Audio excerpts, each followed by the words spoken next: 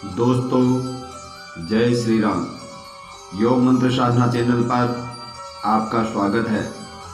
आज इस वीडियो में हम जानेंगे भाद्रपद कृष्ण पक्ष अजा एकादशी व्रत कथा। कुंती पुत्र युधिष्ठिर बोले, हे जनार्दन, आप मुझे भाद्रपद कृष्ण पक्ष की एकादशी के बारे में बतलाइए। इस एकादशी का नाम तथा इसकी विधि क्या है, ये सब विस्तार पूर्वक कहिए। श्री कृष्ण भगवान बोले, हे युधिष्ठिर, भाद्रपद के कृष्ण पक्ष की एकादशी को अजा कहते हैं। जो मनुष्य इस दिन भगवान की भक्तिपूर्वक पूजा करते हैं तथा व्रत करते हैं, उनके समस्त पाप नष्ट हो जाते हैं। इस लोक और परलोक में सहायता करने वाली इस एकादशी व्रत के समान विश्व में दूसरी एकादशी नहीं है। इस एकादशी की कथा इस प्रकार है। प्राचीन काल में एक चक्रवर्ती राजा हरिश्चंद्र राज्य करता था। वह अत्यंत वीर, प्रतापी तथा सत्यवादी था। उसने किसी अज्ञात कर्म तथा प्रतिज्ञा से राज्य को त्याग दिया और अपनी स्त्री तथा पुत्र को बेच डाला। वह स्वयं एक चांडाल का सेवक बन गया था। उसने इस चांडाल के यहाँ कफन लेने का काम किया, परंतु उसने इस आपत्ति के काम में सत्य को न छोड़ा। जब इस प्रकार रहते हुए उनको बहुत वर्ष व्यतीत हो गए, तब उसे अपने इस नीच कर्म पर बड़ा दुख हुआ और इससे मुक्त होने का उपाय खोजने लगा।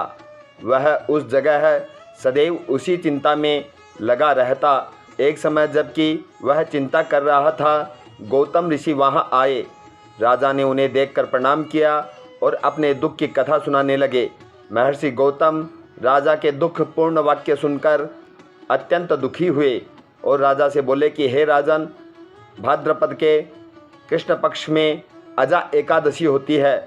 तुम इस एकादशी का विधि पूर्वक व्रत करो तथा रात्रि जागरण करो। इससे तुम्हारे समस्त पाप नष्ट हो जाएंगे। गौतम ऋषि राजा से इस प्रकार कहकर अंतर्ध्यान हो गए।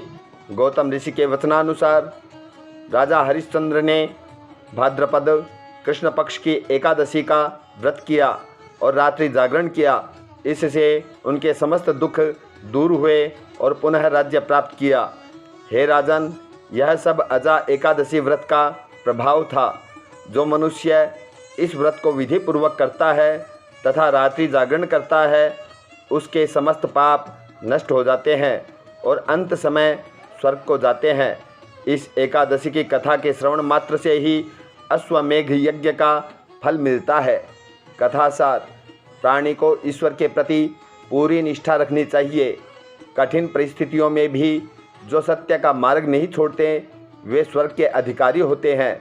सत्य की परीक्षा कठिन परिस्थितियों में ही होती है।